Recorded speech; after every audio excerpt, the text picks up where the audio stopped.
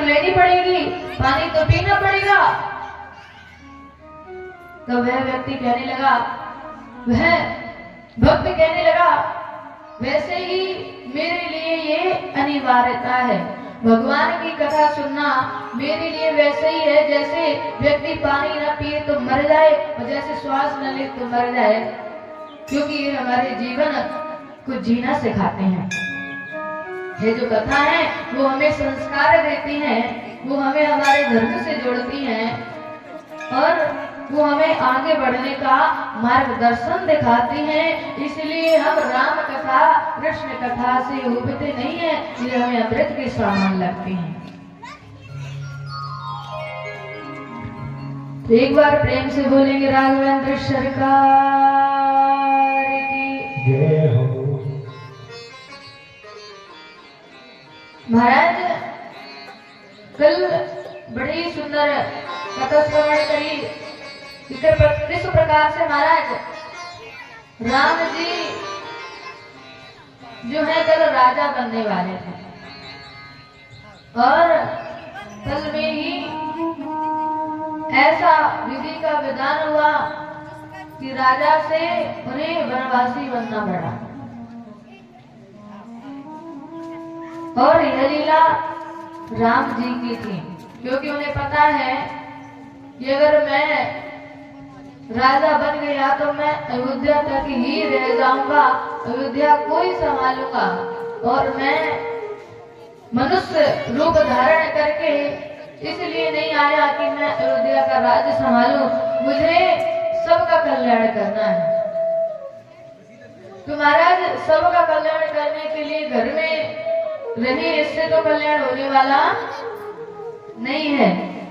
तो इसके लिए रात में ही जब घोषणा हो गई थी महाराज, दिन होने वाला, राज्याभिषेक होने वाला था महाराज, तो राम जी ने ही ऐसी सरस्वती माता से कहा जाकर कि आप जो है मंत्रा के मुख पर बैठ जाइए। महाराज राम जी विचार करने लगे, अगर सुबह मेरा राज्याभिषेक हो जाएगा तो मैं जिसके कल्याण के लिए मनोरथ पूर्ण करने के लिए आया हूँ वो सबके मनोरथ ऐसे ही रह जाएंगे। महाराज सबरी जी कब से प्रतीक्षा उनकी कर रही थी, अगर राम जी अगर इधर रह जाते तो इनकी इच्छा जो थी राम जी के दर्शन की वो अधूरी रह जाती। तो राम जी ने विचार किया कि अब देवताओं से सबसे कहा कि आप लोग सब देख रहे हैं मैं राजा बनने वाला हूँ और आप देखते ही रहना, फिर मैं यहीं रह जाऊंगा, किसी कल्याण होने वाला नहीं है। देवता कहने लगे क्या करें। तब सरस्वती माता से कहा कि जाकर आप मति पलट दीजिए।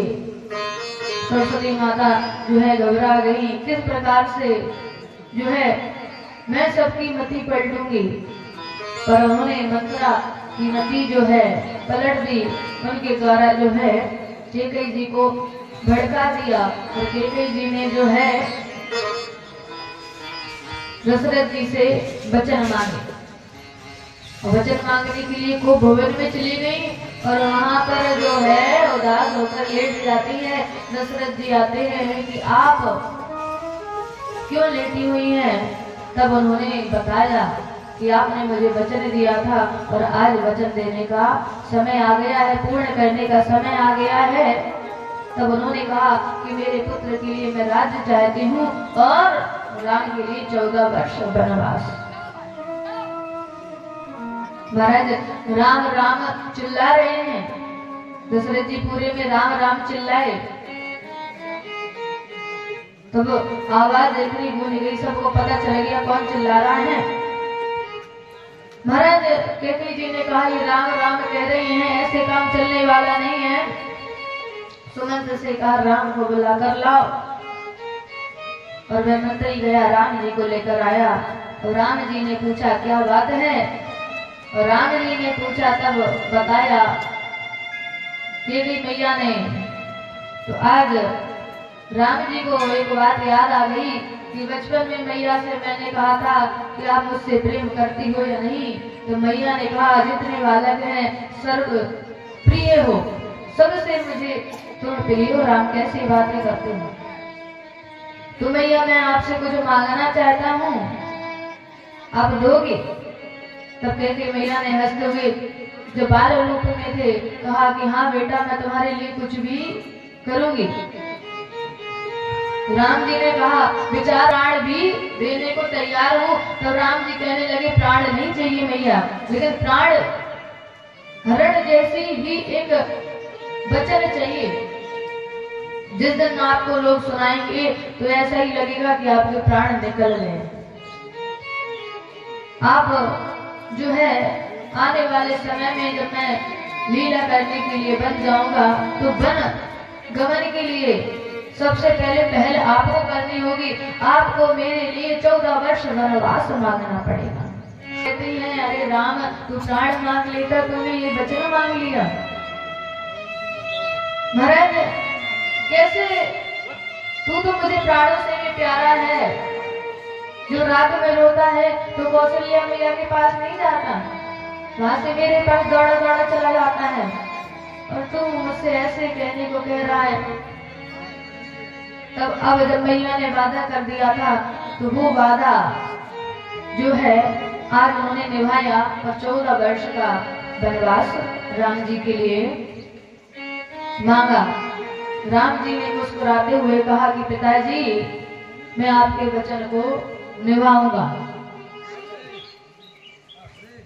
महाराज वचन निभाने के लिए तैयार हो गए, और अब जो है यहाँ पर दशरथ जी मना कर रहे हैं कि मैं कहता हूँ कि मेरा वचन मत निभाओ, मैं तुम्हें वन नहीं जाने दूंगा। लेकिन राम जी कह रहे हैं ऐसा कभी नहीं हुआ इस कुल में कि किसी ने वचन ना निभाया हो। पिताजी आपका वचन है और आपकी आज्ञा का पालन करना पुत्र का धर्म है। हर एक पुत्र का धर्म होता है कि पिता की आज्ञा का पालन करे, उनके वचन का पालन करे। यहाँ से राम जी कहते हैं अरे स्नान भैया, आपको नहीं पता आज मैं राजा बन गया। कौशल्या मैया कहती हैं कि तुझे राजा बनना था, तुझे राज्याभिषेक होना था, तुझे स्नान करना था, तूने अभी तक स्नान नहीं किया। राम जी कहते हैं पता मैया, आज मुझे बहुत आनंद है। वो कहती है क्यों? पता है कि कई मैया ने भरत जी को अयोध्या का राजा बनाया और मैं बड़ा हूँ, इसीलिए मुझे पूरे वन का राजा बना दिया। वन कितने क्षेत्र में फैला होता है, कितना बड़ा होता है, मुझे वन का राजा बना के आज कई मैया ने धन्य कर दिया। अब कौशल्या मैया कहती है तू क्या बात कर रहा है, तू बन जाएगा, तू राजकुमार है, कैसी बातें कर रहा है। अरे कई मैया ने वही 14 वर्ष के लिए वनवास किया, मैं बड़े आनंद में हूँ कि मेरा भाई जो है अयोध्या का राज्य संभालेगा। भाई वही श्रेष्ठ है जो एक भाई के लिए अपनी खुशी का त्याग कर दे। महाराज हंसते हंसते राम जी ने त्याग कर दिया कि अयोध्या का मैं त्याग करता हूँ। लेकिन कौशल्या मैया कहती है पिताजी ने आज्ञा दी है तो मैं कहती हूँ तू मत जा, राम तू मत जा, क्योंकि वो बहुत प्रेम करती हैं और अपने पुत्र को कोई नहीं चाहेगा कि मेरा पुत्र जंगल में जाकर रहे। और जब वो चले तो कांटे, आज तक ऐसा नहीं हुआ, उनके वचन आज तक किसी ने टाले हो तो हम कैसे टाल सकते हैं। और कहते मैया ने भी कह दिया तो कौशल्या जी कहने लगी तो ठीक है, जब मैया ने कहा है तो तू चला जा। महाराज तो राम जी जो हैं वन के लिए गए तो यहाँ पर सीता मैया भी तैयार हो गई, लक्ष्मण जी भी तैयार हो गए। लक्ष्मण जी तो हमेशा साथ में ही रहते हैं क्योंकि उनका नाम ही लक्ष्मण इसीलिए है क्योंकि भगवान के चरणों की भी प्रीति है उनकी, हमेशा उनके चरणों के पास रहते हैं, उनकी सेवा में लगे रहते हैं। सीता जी भी तैयार हैं महाराज। जो सीता मैया जब पुष्पों के पराग पे चलती हैं तब उनके छाले पड़ जाते हैं। वो मैया जो है राम जी के साथ चलने के लिए तैयार है। विचार करने वाली बात है कि जनक राजा ने तो अपनी बेटी के लिए राजघराना देखा, महलों में विवाह किया, लेकिन आज उनके भाग्य में वन लिखा था और वह वन जाने के लिए तैयार है। महाराज वनवास केवल राम जी के लिए था, लेकिन यहाँ पर 14 वर्ष का वनवास जो है सीता मैया ने भी किया है महाराज। सीता मैया भी साथ में जा रही हैं, लक्ष्मण जी भी 14 वर्ष वनवासी बन के रहे हैं। दोनों लोगों का वनवास हुआ महाराज, जबकि उनके लिए वनवास नहीं था। और यहाँ से महाराज वे चले तो अयोध्या वासी को जैसे ही पता चला राम जी जा रहे हैं, सब में व्याकुलता छा गई, सब दुख से भरे हैं। राम जी के रथ के पीछे पीछे चलने लगे। तो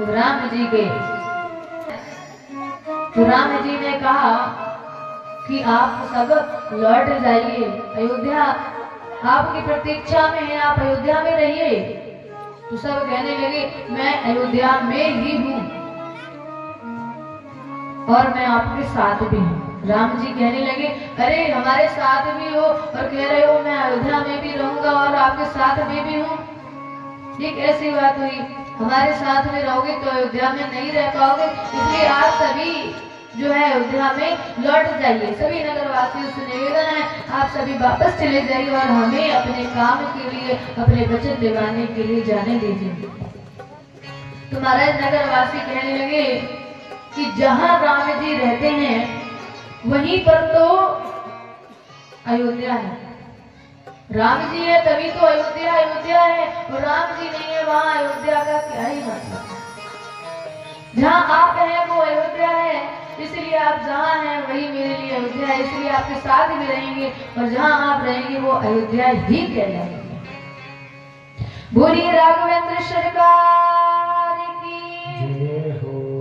की अवध कहा जहां राम निवासु। महाराज जहां राम जी है वहां वह स्थान अयोध्या के सामान लगने लगता है। जैसे कि यहाँ पर आज राम जी विराजमान है, तो यह धाम जो है, यह नगर, यह गांव जो है अयोध्या धाम है। एक बार प्रेम से जयकार लगाएंगे राघवेंद्र सरकार की जय हो, हनुमान जी सरकार की जय हो। महाराज दशरथ जी के घर में जो थे सुमति और कुंती दोनों थी। जैसे कैकेयी जी थी, कुंती थी और सुमति भरत जी दोनों साथ में। तो जहाँ सुमति रहती है वहाँ संपत्ति रहती है और जहाँ कुंती रहती है वहाँ विपत्ति आती है। सुमति कुंती दोनों बहन हैं और एक ही घर में रहते हैं महाराज। सुख दुख एक साथ रहते हैं, वैसे ही सुमति और कुंती रहते हैं। उसी घर में तो कैकेयी मैया है और उसी घर में भरत जी हैं। तो महाराज एक बार सुमति कुंती आपस में लड़ने झगड़ने लगी, मैं अच्छी, कुंती कहे मैं अच्छी, सुमति कहे मैं अच्छी। तो ब्रह्मा जी की पुत्री है, तो ब्रह्मा जी से कहा कि बताइए आपको कौन अच्छी लगती है? तो ब्रह्मा जी कहने लगे दोनों मेरी पुत्री हैं, दोनों अच्छी लगती हैं। तो ब्रह्मा जी से पूछने लगे नहीं नहीं एक बताइए, सुमति अच्छी लगती है या फिर कुंती अच्छी लगती है? तो ब्रह्मा जी कहने लगे देखिए दोनों अच्छी लगती हैं अपनी अपनी जगह। कैसे? जब सुमति आती है तब अच्छी लगती है और कुंती जब जाती है तब अच्छी लगती है। तो महाराज जहाँ सुमति वहाँ संपत्ति नाना और जहाँ कुंती तहाँ विपत्ति निधाना। अब आप कहें कि सुमति अच्छी या कुंती, तो आप लोगों को भी जो सुमति है उसे लाना है, अपने अंदर शांति लानी है, सुख लाना है और कुमति दुख को जो है अपने से दूर करना है, क्योंकि वो जाते हुए दूर अच्छे लगते हैं और आनंद आते हुए, सुमति आते हुए अच्छी लगती है। तो महाराज अब राम जी जो है वनवासी का रूप धारण कर लिया कि तापस वेश विशेष उदास। 14 वर्ष राम वनवास, 14 वर्ष के लिए वनवास हो गया और अयोध्या वासी जो है उन्हें छोड़ ही नहीं रहे हैं और जाने के लिए तैयार नहीं है। तो राम जी ने बहुत समझाया लेकिन नहीं गए। तो रात्रि में उन्होंने रथ रुकवाया कि यहाँ पर रोक लो। तो जैसे ही महाराज रथ रुका तो रथ रोकने के बाद सबने विश्राम पाया। सभी नगरवासी जो है विश्राम करने लग गए। राम जी भी वहां पर विश्राम के लिए रुके। तो महाराज जितने सब साथ में आए थे सब विश्राम करने लग गए, सो गए। राम जी ने सुमंत से कहा अभी जो है ये रथ लेकर आगे चलते हैं। तो महाराज लक्ष्मण जी देखते रह गए कि यहाँ पर नगरवासी जो हैं राम जी के साथ जाने के लिए तैयार हैं और राम जी इन्हें छोड़कर जाने के लिए तैयार हैं। राम जी की यह बात सुनकर लक्ष्मण जी के नेत्रों में अश्रु आ गए। क्यों कि ये तो इनके पीछे पड़े हैं और विश्राम करने लग गए और ये सो गए और राम जी इन्हें छोड़कर चले।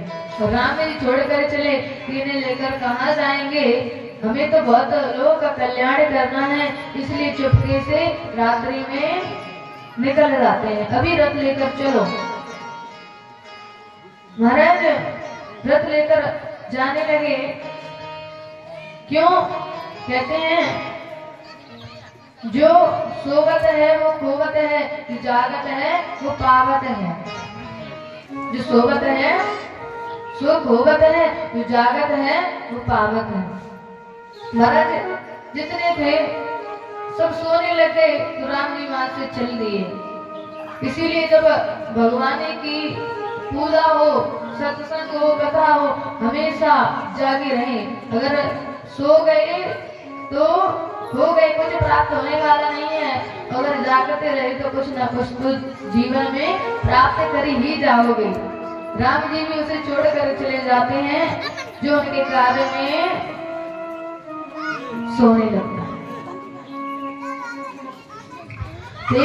चलो जब ये न चलने दे, रुको जब ये न रुकने दे। चलो जब ये न चलने दे, रुको जब ये न रुकने दे। मिलो औरों से न मिलने दे, मिलो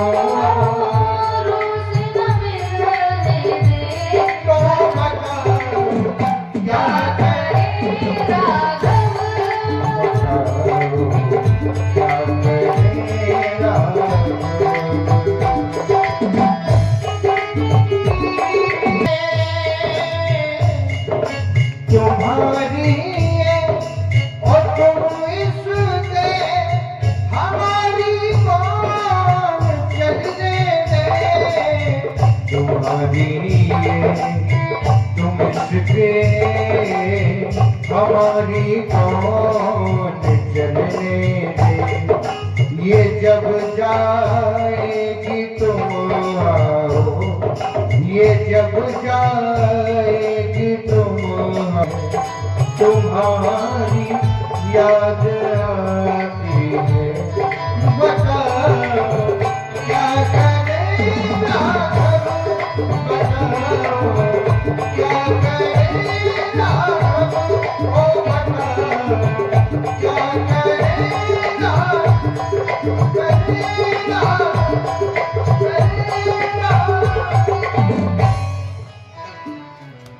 बोलिए राघवेंद्र सरकार की जय हो। नहीं चला और रास्ते में निशान भी नहीं है कि उनका पीछा भी कर लिया जाए। कि कहाँ है राम जी। सब देख रहे हैं कि दिख नहीं रहे हैं और राम जी उन्हें छोड़कर चले गए हैं। महाराज अब तो कुछ अयोध्या वासियों को अच्छा ही नहीं लग रहा है। तुम्हारी याद आती है, बताओ क्या करे राघव। सुबह और शाम आती है, बताओ क्या करे राघव। महाराज कहते हैं सुबह भी जब बैठते हैं तो आपकी याद आती है और शाम को जब बैठते हैं कुछ काम करते हैं तो मन नहीं लगता है, तब भी आपकी याद आती है। चले जब वो न चलने दे, रुको जब वो न रुकने दे, मिलो रोज न मिलने दे, बताओ क्या करे राघव। सब अयोध्यावासी की जो स्थिति बहुत बिगड़ गई है, न चलते बन रहा है, न रुकते बन रहा है, न बोलते बन रहा है, न चुप होते बन रहा है। सब कह रहे हैं 14 वर्ष के लिए भगवान हमें छोड़कर चले गए हैं। कहते हैं महाराज कि भगवान ने ये लीला खुद रची क्योंकि उन्हें सभी भक्तों को दर्शन देने जाना था और सभी राक्षसों का जो है वध, रावण जैसे राक्षस को जो है वध भी करके उसका उद्धार करना था। इसलिए कोहु न काहू सुख दुख कर दाता, कोहु न काहू सुख दुख कर दाता, निज कृत कर्म भोग सब दाता।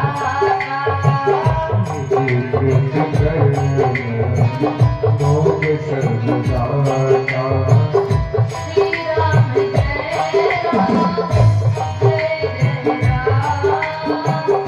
श्री राम जय राम जय जय राम। श्री राम जय राम जय जय राम। श्री राम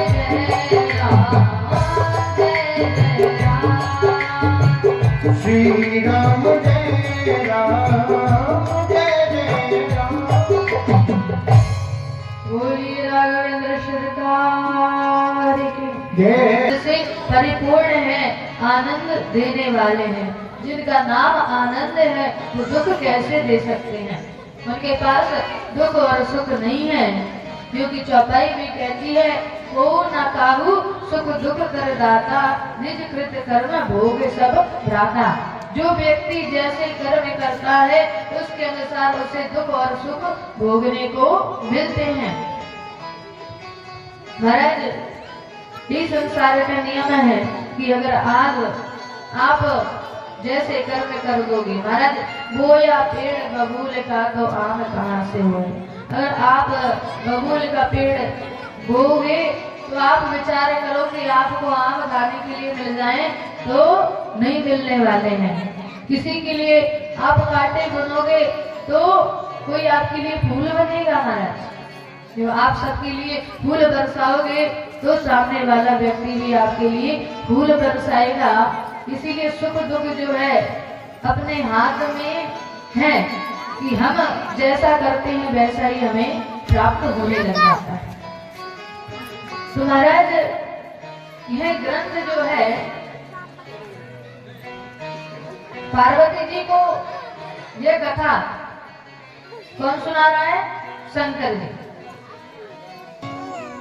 यह रामचरितमानस जैसा ग्रंथ है, ये पूजनीय वंदनीय सब प्रकार से वंदनीय है। क्योंकि महाराज क्यों किस लिए यह वंदनीय है? क्योंकि यहाँ पर स्त्रियों की सम्मान की बात कही गई है। स्त्रियों का सम्मान बताया गया है, क्योंकि जब पार्वती जी गई थी तो शंकर जी ने उन्हें आदर से आसन दिया और बैठाया और यह सुंदर सी कथा श्रवण कराई कि जाने प्रिया आदर अति कीना, बाम भाग आसन हर दीना। और महाराज जिस घर में जिस प्रकार शंकर जी पार्वती जी का सम्मान करते हैं, जिस प्रकार राम जी जानकी जी का सम्मान करते हैं, वैसे ही हर पुरुष को जो है अपनी अपनी पत्नियों का सम्मान करना चाहिए, क्योंकि यह ग्रंथ में जो भगवान अपनी संगिनी अर्धांगिनी का सम्मान कर रहे हैं, तो आप सबको भी इससे सीख लेनी चाहिए। लड़कियों का सम्मान है, जहाँ पर हमारी माताओं का सम्मान है, वहाँ पर देखना वह घर बड़ा ही देखने में सुंदर और आनंद में लगेगा। वहाँ पर धन संपत्ति की कभी कमी नहीं आएगी, क्योंकि देवता जहाँ पर नारी शक्ति रहती है तो वहाँ पर देवता भी रहते हैं। हमारे माँ की जो कीमत है महाराज, जो माँ है वो अनमोल है, नारी शक्ति जो है वो अनमोल है, कीमती है। किसी ने कहा कि स्त्रियां जो हैं वो बहुत पर्दे में रहा करती हैं, सब लोग उन्हें पर्दे में रखते हैं, इसका क्या कारण है? और पुरुष लोग तो ऐसे ही घूमते रहते हैं, रात्रि हो या दिन हो, सुबह हो या शाम अपने घूम रहे हैं। और जो हमारी नारियां हैं, स्त्रियां हैं, वो बड़े ही पर्दे में रहती हैं। महाराज जब विवाह नहीं होता तो पिता के साये में रहकर बड़ी होती हैं, लड़कियां भाई के सहारे में रहकर जो है बड़ी होती हैं, और जैसे विवाह हो जाता है तो अपने पति का सहारा लेते हैं। तो क्या कारण है जिन्हें सहारा लेना पड़ता है सबका? तो एक व्यक्ति ने कहा कि देखो, जो लड़के होते हैं वो लोहे के समान होते हैं, और लोहा इतना कीमती नहीं होता है। लोहे का बाट देखा है कभी? दुकान में जाना, लोहे का बाट जो होता है उससे वजन रख के सामान तोला जाता है, और वो दुकान में दिन रात ऐसे ही पड़ा रहता है, कोई उसे चोरी नहीं करता। दुकानदार सब सामान अंदर रखेगा, और वही लोहे का जो बाट होता है तोलने वाला, उसे वही छोड़ देता है। वो कभी कभी कहो रात्रि में भूल भी जाए तो कोई चोर लेने वाला नहीं आता। और वही हमारी नारी शक्ति जो है वो कैसी है? जैसे सुनार के पास जाना और बढ़िया सुंदर सी हीरे की जड़ी हुई अंगूठी मांगना। तो महाराज उस सुनार के पास वो अंगूठी पहले तो तिजोरी होगी महाराज, और तिजोरी के अंदर एक और तिजोरी होगी महाराज, और उसके बाद जब वह लॉक खोलेगा महाराज तो उसके अंदर एक मखमल की डब्बी होगी, और मखमल की डब्बी के अंदर जो है वो सोने की हीरे से जड़ी हुई अंगूठी उसमें रखी होगी। तो हमारी माता बहनें ऐसी हैं। तो महाराज यह अंगूठी अगर हम सुनार जो है अगर बाहर रख देगा तो कोई भी चोर विचार करेगा इसे लेना है या नहीं, सब लेके चले जाएंगे, क्योंकि उसकी कीमत बहुत अधिक है, सोने की है, और ऊपर से उसमें हीरे जड़े हुए हैं, तो बहुत कीमती है। तो महाराज ऐसी हमारी माताएं बहनें कीमती हैं, इन्हें सुरक्षा की आवश्यकता पड़ती है। इसीलिए जब मायके रहती हैं, जब बेटी बनकर रहती हैं तो पिता के साये में रहती हैं, पिता रक्षा करता है, और जब विवाह हो जाता है तो पति रक्षा करता है, क्योंकि ये बहुत कीमती है, अनमोल है। इसीलिए उन्हें पर्दे में भी रखा जाता है, क्योंकि हर व्यक्ति जो कीमती होता है वो हमेशा पर्दे में रहता है। रिस्पेक्ट की जाती है, उनका आदर किया जाता है। जब आरती भी होती है महाराज, तब भी क्या होता है, जब आरती करते हैं तब भी हम लोग माता का ही वंदन करते हैं। सब प्रकार से भगवान को भी पहले माता ही कहते हैं, तुम्हें वो माता। पहले ये नहीं कहते तुम्हें वो पिता, पहले भगवान को भी कहते तुम्हें वो माता, चाहे पिता तुम्हें वो। और ये जो भूमि है, भारत भूमि को भी माता कहते हैं।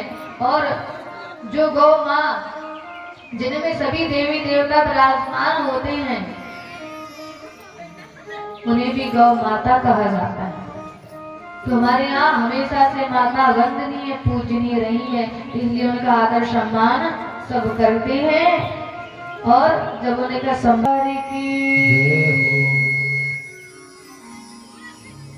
इसीलिए कहते हैं, अगर माने ममता लुटाई न होती,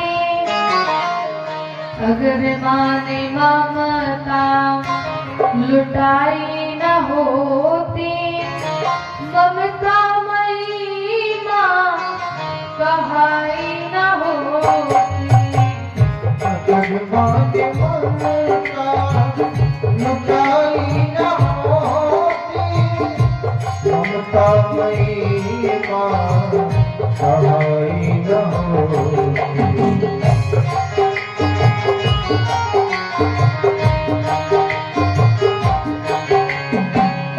अगर माने ममता, अगर माने ममता, अगर माने ममता लुटाई न होती, तो ममता मई माँ कहाई न होती।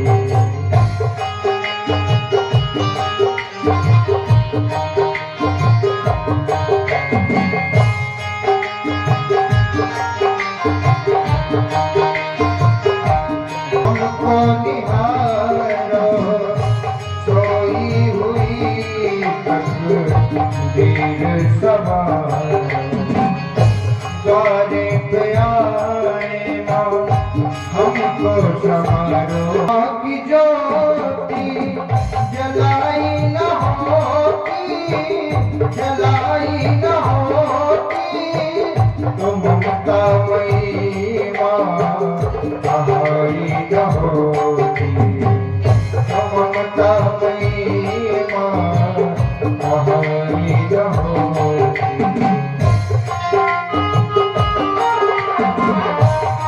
तुमको मनाए मैया, तुमको मनाए, हमारा तो हक है कि हम रूठ न जाए मैया, रूठ न जाए।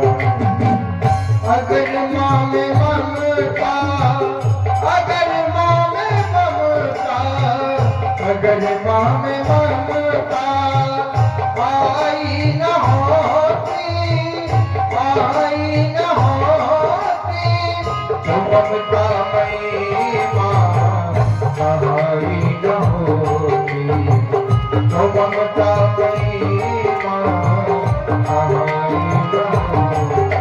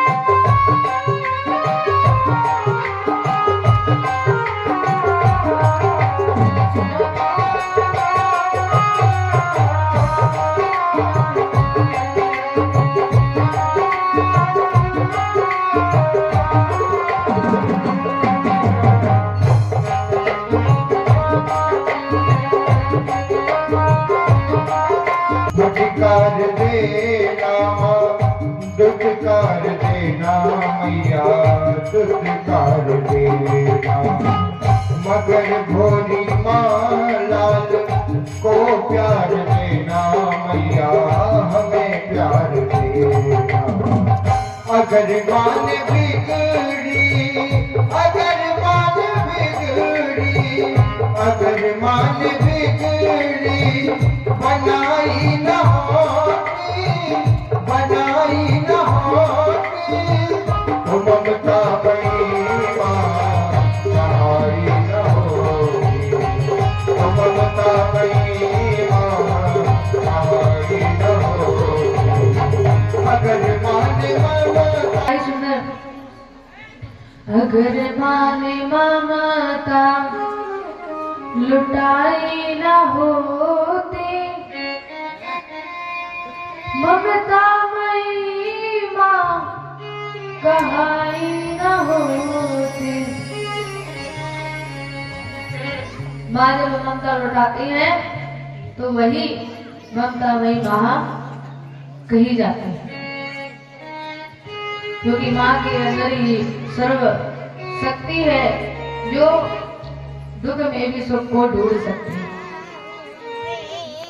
हर परिस्थिति में जो है ना डगमगाए महाराज, हर परिस्थिति जहाँ दुख भी आ रहा हो परिस्थिति भी खराब हो तभी माँ उससे उभरकर निकल जाती हैं और अपनी ममता से अपने बच्चों को बड़ा कर देते हैं, इसलिए उन्हें ममता नहीं कहा जाता है।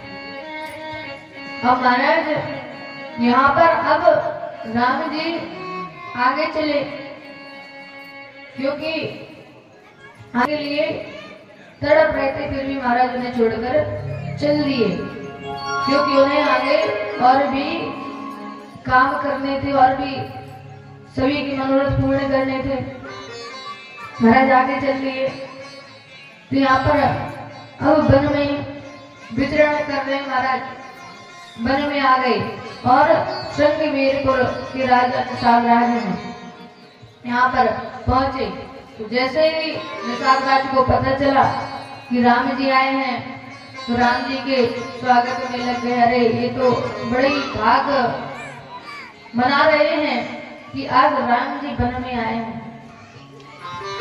कोई बात नहीं, आप अयोध्या से निकल आए, मैं आपको राज्य नहीं मिल पाया, ये अपना ही राज्य समझिए, आप ही राजा बन जाइए, मैं आपका जो है वो दास बन जाऊंगा, आपका मंत्री बन जाऊंगा।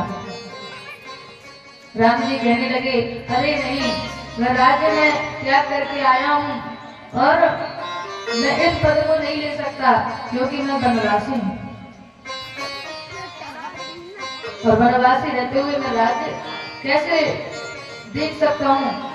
निषादराज ने बहुत स्वागत किया कि आप आए, बताइए सेवा क्या ही सेवा करूँ आपकी। राम जी कहते हैं कोई सेवा नहीं करती है। महाराज अब सवेरा हुआ, राम जी ने गंगा स्नान किया और गंगा स्नान जब किया तो अब सुमंत जी से कहा, उन्होंने अपनी जटाएं बनाई, अपने वनवासी वेश में आ गए महाराज। तो सुमंत जी उन्हें देख रहे हैं कि आज राम जी ने वनवासी रूप धारण कर लिया है, राजकुमार हैं और अब वनवासी बन गए हैं। महाराज राम जी कह रहे हैं सुमंत जी से चले जाओ वापस, वो जाने के लिए तैयार नहीं है। तो सुमंत जी को पहुंचाया तो उनकी आंखों में अश्रुधारा प्रभावित हो गई कि मुझे नहीं जाना है। राम जी कह रहे हैं चले जाओ। तो बरबस राम सुमंत्र पठाए, बहुत समझा हो जाके जो है सुमंत जी को पठाया, भेजा कि आप जाइए और नदी किनारे बैठे हुए हमारे। और अब उन्होंने विचार किया अब यह गंगा जी पार करनी है, ये गंगा जी पार करके आगे चले तो गंगा जी पार करेंगे तो नाव होनी चाहिए। तो यहाँ पर केवट को ढूंढा जा रहा है,